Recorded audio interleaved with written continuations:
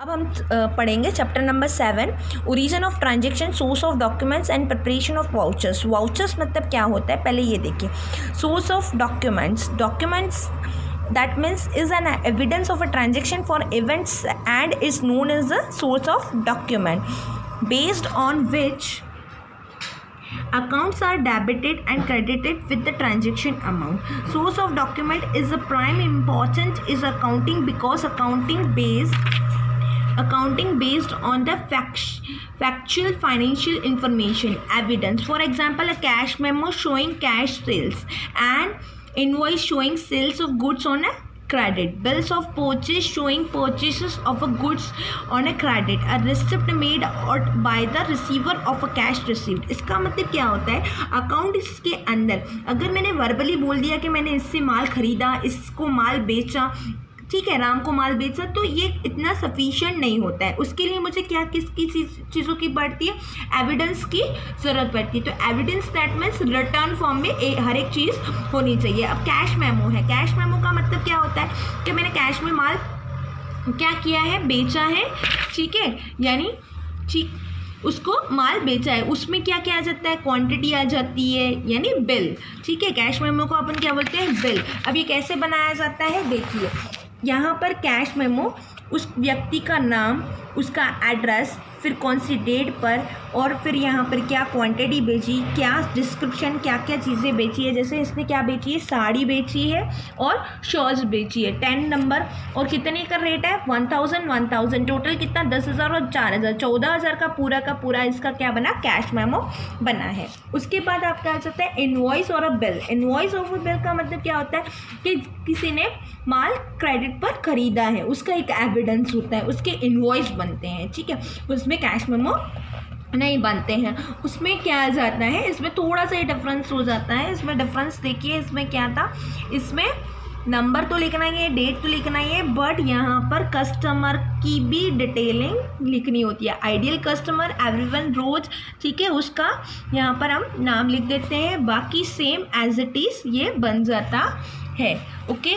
और इसमें रुपीज़ का जो नोटिफिकेशन है यहीं पे आ जाता है। अब यहाँ पे goods one sold one not be taken back, कब बेचा है वापस नहीं मिलेगा, और यहाँ पर ऐसा कुछ भी नहीं लिखा जाता है। उसके बाद आता है रिसिट्स।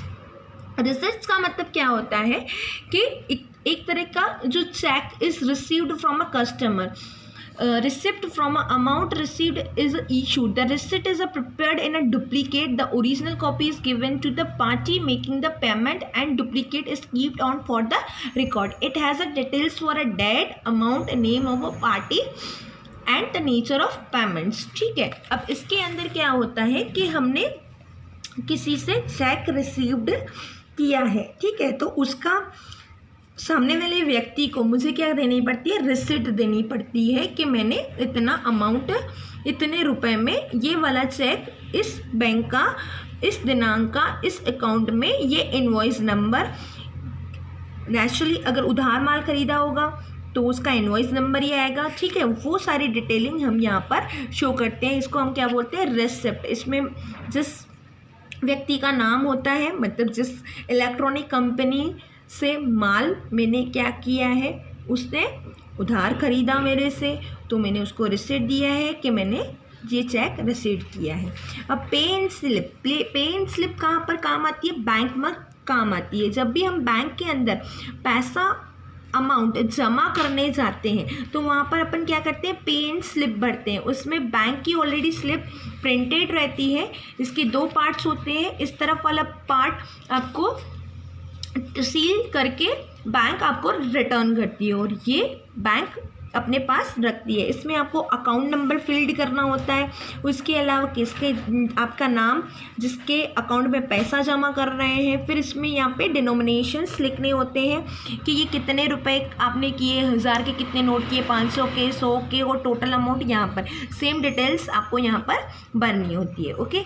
चेक भी क्या होता है, एक डॉक्यूमेंट होता है, रिटर्न फॉर्म, जो बैंक को हम देते हैं कि आपको इतना, हम डिमांड करते हैं कि आप इस व्यक्ति या इस पार्टी को पेमेंट कर दीजिएगा, ठीक है। Pay to the amount return both in a words and figures. उसमें चेक में हम दोनों के दोनों लिखते हैं। और इसमें ड्रॉवर, इस तरह का ये चेक होता है, ठीक है। ये डॉक्यूमेंट्स क्या रहते हैं, रिक्वायर्ड रहते हैं, बिना इसके हम अकाउंटिंग्स मेंटेन नहीं करते हैं। चेक में क्या होता है, पे आधा किसको करना है, ठीक है, उसका नाम, रुपए कितने में, यहाँ पे अमाउंट में, इन वर्ड्स में आपका अकाउंट का डिटेलिंग पहले से प्रिंटेड आता है और आपको यहाँ पे साइन करनी होती है।